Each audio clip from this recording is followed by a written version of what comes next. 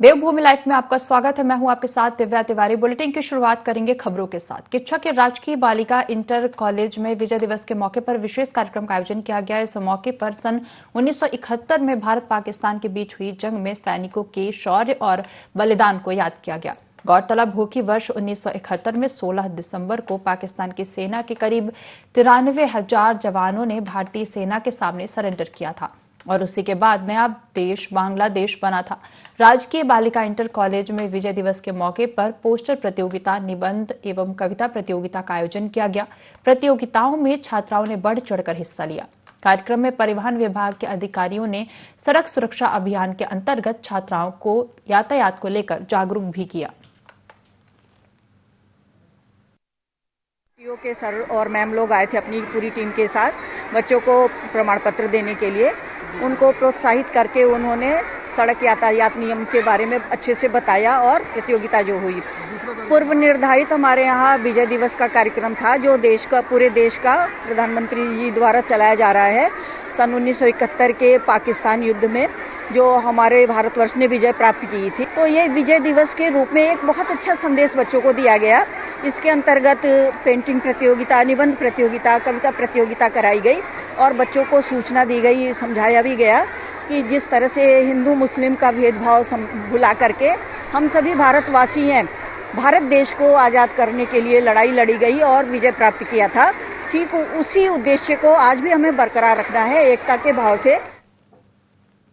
भारत चीन सीमा पर बढ़ते तनाव को लेकर कांग्रेस सांसद राहुल गांधी ने मोदी सरकार पर सवाल खड़े किए, जिसके जवाब में उत्तराखंड सीएम पुष्कर सिंह धामी ने राहुल गांधी पर जमकर हमला बोला। सीएम धामी ने कहा कि राहुल गांधी से कुछ भी अच्छा होने की उम्मीद ही नहीं की जा सकती है। उन्होंने हमेशा हमारी सेना का मनोबल तोड़ने की कोशिश की है। इसके साथ ही उन्होंने कहा कि राजीव गांधी फाउंडेशन को चीन से मिल रही आर्थिक सहायता की राहुल गांधी के चीनी सेना के प्रति लगाव का कारण है। देश की सैन्य शक्ति के ऊपर संदेह करना और देशद्रोहियों पर विश्वास जताना राहुल गांधी के लिए कोई नई बात नहीं है। राहुल गांधी से और कोई अच्छी अपेक्षा नहीं की जा सकती है देश को कि वो सेना का मनोबल बढ़ाएंगे, क्योंकि वो हमेशा सेना का मनोबल तोड़ने का काम करते हैं। और पिछले दिनों भी जब चीनी सेना से भारतीय सेना सीमाओं पर संघर्ष कर रही थी, उस समय भी वो चीन के अधिकारियों से मुलाकात कर रहे थे। शायद इसके पीछे यह फैक्ट है कि उनके पिताजी के नाम से बना हुआ जो राजीव गांधी फाउंडेशन है, उस राजीव गांधी फाउंडेशन को चीन की सरकार की तरफ से बहुत बड़ी आर्थिक मदद मिली है। शायद यही कारण होगा कि वो भारत की सेना का मनोबल तोड़कर चीन की सेना का मनोबल बढ़ाने का काम कर रहे हैं। भारतीय किसान यूनियन टिकैत गुट का धरना प्रदर्शन 5वें दिन में जारी है। किसान अपनी विभिन्न मांग को लेकर बड़ी संख्या में धरने पर बैठे हैं। वहीं धरने पर बैठे किसानों के अनुसार जब तक मांगें पूरी नहीं होती हैं तब तक अनिश्चितकालीन धरना जारी रहेगा। इस दौरान जिला अध्यक्ष विजय कुमार शास्त्री ने केंद्र सचिव पर आरोप लगाते हुए कहा कि केंद्र सचिव के द्वारा साठगांठ कर उत्तम शुगर मिल को दूसरे क्षेत्रों में दे दिया, जबकि लक्सर और इकबालपुर को सेंटर नहीं दिए गए, जिसके चलते किसानों को बड़ी परेशानियों का सामना करना पड़ रहा है। गन्ना आयुक्त का कार्यालय ज्वालापुर हरिद्वार, यहाँ हमारे धरने को आज 5वां दिन है और ये हमारी मांग ये है कि जिस तरीके से यहाँ के केंद्र सचिव ने साठगांठ कर मिल मालिकों के साथ उत्तम शुगर मिल के सेंटर तो दूसरे क्षेत्रों में दे दिए और इकबालपुर और लक्सर को उत्तम क्षेत्रों में सेंटर नहीं दे रहे। हमारा मानना यह है कि जिले में पूरी कानून व्यवस्था गन्ना की एक रहनी चाहिए। जो किसान जिस भी फैक्ट्री को अपना गन्ना देना चाहता हो, जिस गांव के प्रस्ताव के अनुसार उन्हें सेंटर आवंटित कर दिए जा। जिले में कोई माननीय प्रधानमंत्री जी ने की घोषणा के अनुसार किसान अपनी फसल कहीं भी कभी भी कभी भी बेच सकता है। तो हमारा ये धरना आज 5वें दिन जारी है। केंद्र कमिश्नर महोदय से हमारी बात हुई थी, उन्होंने आश्वासन दिया कि 17 तारीख तक किसानों की समस्या का समाधान कर देंगे। निजमुला ईरानी पाना मार्ग पर पुल और अधूरी सड़क का निर्माण अधूरा पड़ा हुआ है, जिसे पूरा कराने की मांग लंबे समय से ग्रामीण कर रहे हैं। आंदोलन करने वाले ग्रामीणों ने अब आमरण अनशन शुरू कर दिया है। पहले दिन एक बुजुर्ग समेत 3 लोग अनशन पर बैठे, जहां प्रशासन के खिलाफ जमकर नारेबाजी की गई। तहसील और PMGSY के अधिकारी ग्रामीणों से बातचीत कर चुके हैं, लेकिन इसका कोई परिणाम नहीं निकला। ग्रामीणों ने मांग पूरी न होने तक अनशन पर बैठने की ठान ली है।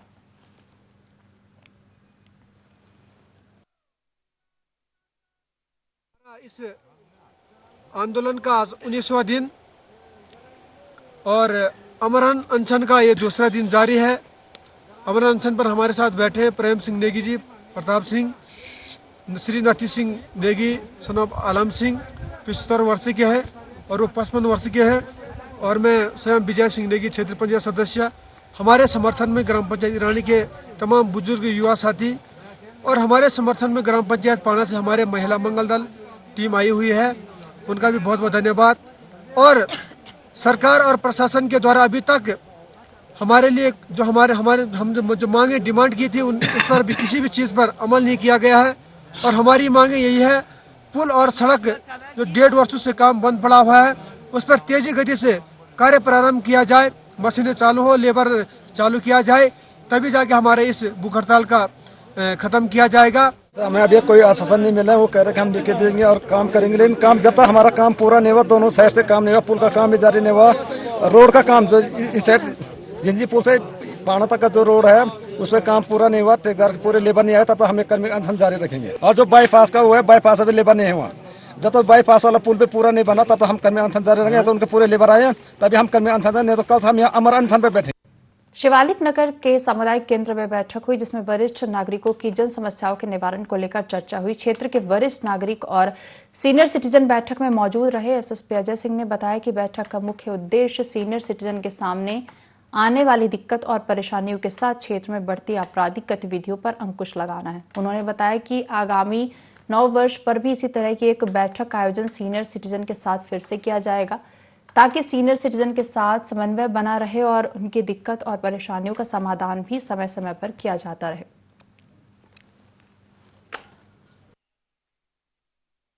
एरिया में काफी 650 के करीब सीनियर सिटीजन निवासरत है और जिसकी एसोसिएशन भी बनी हुई है, तो उनके द्वारा ही इसमें था प्रस्ताव की एक मीटिंग की जाए और उनकी जो समस्याएं हैं खासकर पुलिस से रिलेटेड है उस पर पुलिस विचार करे और उसमें कार्रवाई करे। सभी की समस्याओं को सुना भी गया है, पूर्ण आश्वस्त किया गया है कि जो उनकी बातें हैं सुरक्षा को लेकर हो चाहे वो किसी अन्य तरह की हो, उस पर पूरा विचार करके उसमें रणनीति बनाई जाएगी और फिर जल्दी इसका इम्प्लीमेंटेशन करके नेक्स्ट मीटिंग अगले नए साल पर रखी जाएगी, जिससे कि निरंतर हमारा जो संवाद रहे सीनियर सिटीजन के साथ, उनको मैं एक्सपीरियंस सिटीजन बोलता हूँ, उनके साथ बना रहे और हर क्षेत्र में फिर मैं ना जा पाऊँ तो हमारे और अधीनस्थ अधिकारी कर्मचारी कर उनसे लगातार टच में रहे और उनकी बातों को सुने और उस क्षेत्र में जो भी उनकी समस्या है जो पुलिस से रिलेटेड उसको सॉल्व करें। इसी संबंध में बैठक आयोजित। पाकिस्तान के विदेश मंत्री बिलावल भुट्टो द्वारा प्रधानमंत्री नरेंद्र मोदी के खिलाफ अभद्र टिप्पणी करने पर मुख्यमंत्री पुष्कर सिंह धामी ने तीखी प्रतिक्रिया दी है। सीएम धामी ने कहा कि भारत की विदेश नीति की विश्व स्तर पर तारीफ हो रही है। प्रधानमंत्री नरेंद्र मोदी देश नहीं बल्कि विश्व के लोकप्रिय नेता हैं। भुट्टो को अपने देश को की चिंता करनी चाहिए जो अंदर से खोखला हो चुका है।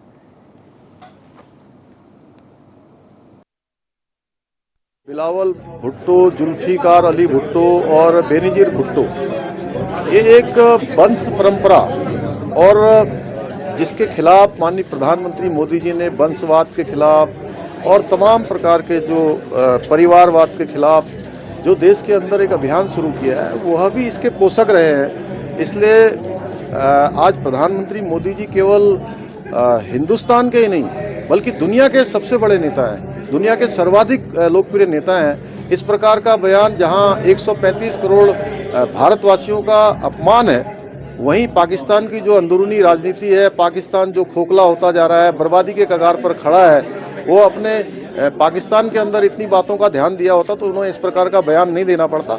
हम बिलावल भुट्टो जैसे लोगों का नाम भी नहीं लेना चाहते। पाकिस्तान के विदेश मंत्री बिलावल भुट्टो के विवादित बयान पर देश भर में सियासत गर्मा गई है। दरअसल आज राजधानी देहरादून में बीजेपी ने भुट्टो के बयान के विरोध में आक्रोश रैली निकाली है, जहां बीजेपी महानगर कार्यालय से घंटाघर चौक तक रैली निकाली गई।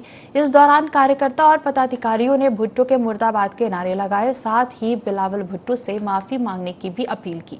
जहां बीजेपी प्रदेश अध्यक्ष महेंद्र भाटी ने कहा कि पाकिस्तान अपनी हदें पार कर रहा है, साथ ही पाकिस्तान के प्रधानमंत्री अपने विदेश मंत्री को तत्काल बर्खास्त करें।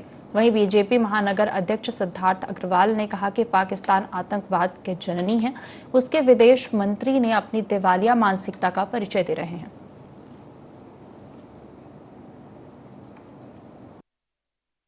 बयान है और एक विदेश मंत्री अपने पड़ोसी के प्रति, देश के ऐसे नेता के प्रति जो आज विश्व स्तर पर एक अपना स्थान रखते हैं, एक बहुत ही भर्त्सनापूर्ण है। और पूरे देश के अंदर आज भारत के प्रधानमंत्री के प्रति सम्मान है और हम आज पुतला जला रहे हैं ये संदेश देने के लिए कि बाज आए पाकिस्तान, बाज आए पाकिस्तान।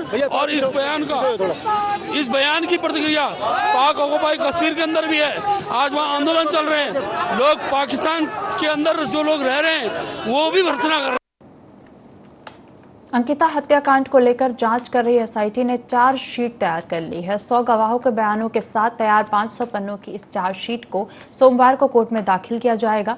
यह पूरी जानकारी पुलिस प्रवक्ता और एडीजी वी मुरुगेशन ने पीएचक्यू में पत्रकार वार्ता कर दी। एडीजी का कहना है कि 90 दिन से पहले एसआईटी ने अंकिता हत्याकांड से जुड़े हर गवाह का बयान दर्ज किया है, जिसमें सबूतों को भी अच्छे से जांचा गया है। साथ ही अब 100 गवाहों के बयान दर्ज कर 500 पन्नों की चार्जशीट तैयार की गई है।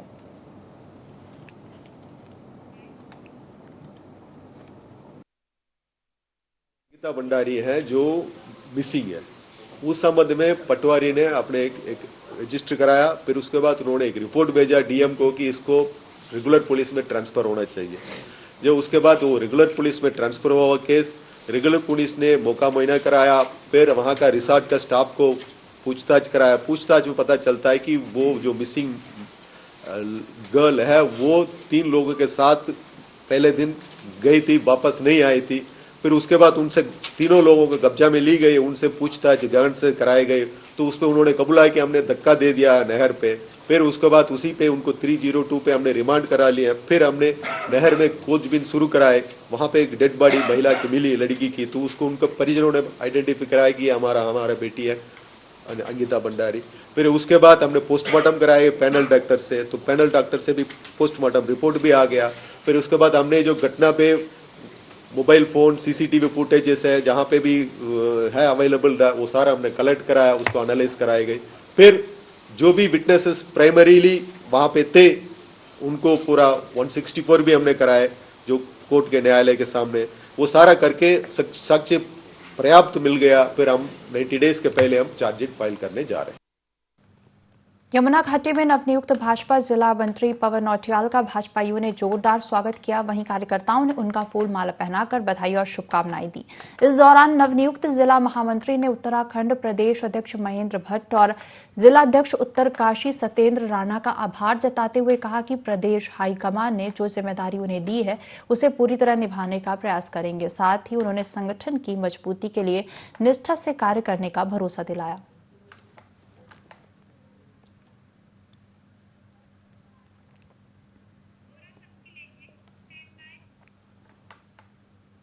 सितारगंज पुलिस ने कोतवाली में महिलाओं के साथ एक बैठक की, जिसमें कांस्टेबल ज्योति शर्मा ने महिलाओं को गौरव शक्ति ऐप और उत्तराखंड पुलिस ऐप के बारे में विस्तार से जानकारी दी।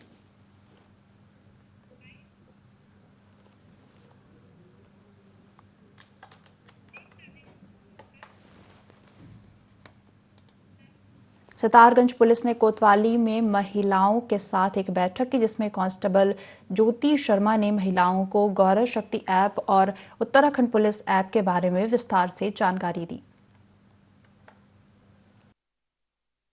उत्तराखंड सरकार ने अभी एक नई ऐप बनाई है ये, जिसमें महिलाओं को बहुत ज़्यादा सुविधाएं दी गई हैं और एक उत्तराखंड पुलिस ऐप है जिसमें कि गौरव शक्ति ऐप है। गौरव शक्ति ऐप सिर्फ महिलाओं के लिए है और उत्तराखंड पुलिस ऐप को पुरुष और महिलाएं दोनों ही इसको इस्तेमाल कर सकते हैं। आपके लिए पूरे उत्तराखंड में, यूपी में, आप कहीं भी चले जाइए, आप अपनी शिकायत उसमें दर्ज कर सकते हैं। तो आप जब इम्पोर्टेंट नंबर पे क्लिक करेंगे तो उसमें उस जगह का, उस डिस्ट्रिक्ट के सारे महत्वपूर्ण नंबर खुल जाएंगे। उत्तराखंड पुलिस डिपार्टमेंट में एक ऐप लॉन्च हुआ था, उत्तराखंड पुलिस ऐप। उसके अंदर कई वॉलेट्स हैं जिसमें महिला सुरक्षा और को देखते हुए गौरव शक्ति ऐप करके एक वॉलेट है।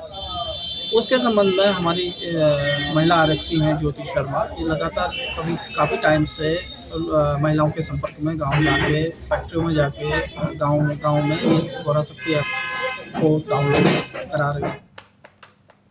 लोहाघाट पीजी कॉलेज के एनसीसी कैडेट्स ने जागरूकता रैली निकाली, जिसका नेतृत्व लेफ्टिनेंट कमलेश सक्टा और एसओ मनीष खत्री ने किया। रैली के जरिए कैडेट्स ने लोगों को पर्यावरण सुरक्षा के प्रति जागरूक किया, साथ ही लोगों को यातायात के प्रति भी जागरूक किया गया।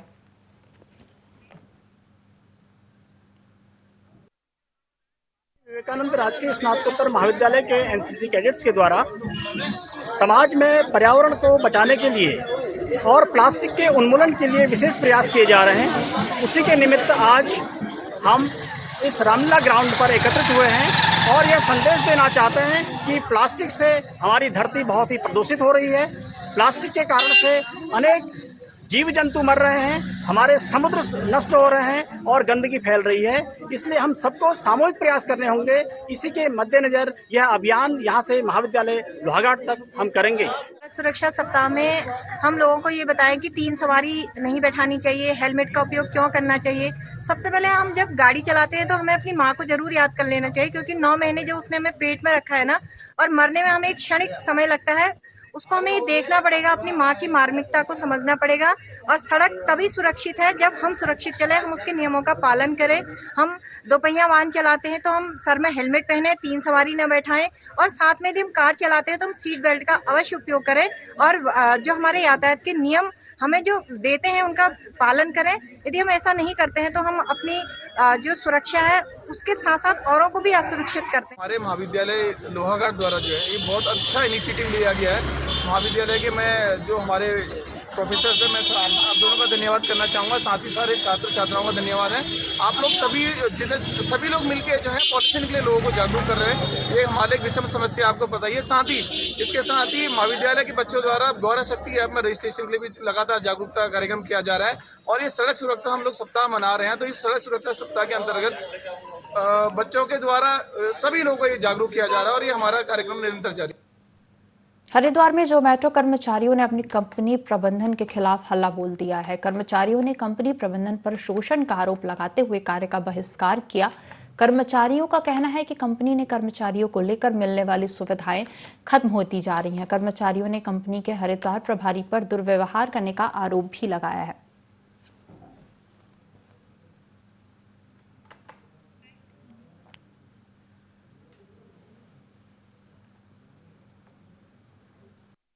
के जो पार्टनर थे उनका एक्सीडेंट हुआ। जो कंपनी ने हमें एक मेडिकल दे रखा है 1 लाख रुपए का, उससे हमारे को कोई सुविधा नहीं मिली। अगर ऊपर से भी कहते हैं, मैनेजर को भी कहा है तो मैनेजर कहता है कि आप टीएल को बताइए।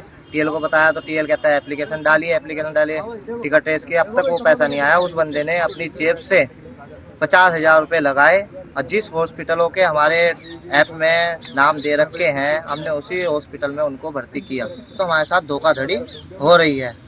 हमारे को अब तक इस चीज़ से कोई सुविधा नहीं मिली। सबसे पहली समस्या हमारे टीम लीडर से है। जो टीम लीडर है हमारा, वो हमारे ऊपर इतना ज़्यादा दबाव बनाता है हर चीज़ का। कोई भी बात उससे अगर हम करते हैं तो वो हमारी आईडी बंद करने की धमकी देता है। हम यहाँ पे कहीं किसी बंदे का, किसी भाई का एक्सीडेंट हो जाए, कोई टीम लीडर हमारा यहाँ पे आके नहीं देखता है। जो हमारे पास इसमें इंश्योरेंस की फैसिलिटी दे रखी है उसमें भी किसी को कोई कुछ नहीं मिल रहा है। हम केवल इतना चाहते हैं कि सबसे पहले ये टीम लीडर यहाँ से चेंज किया जाए।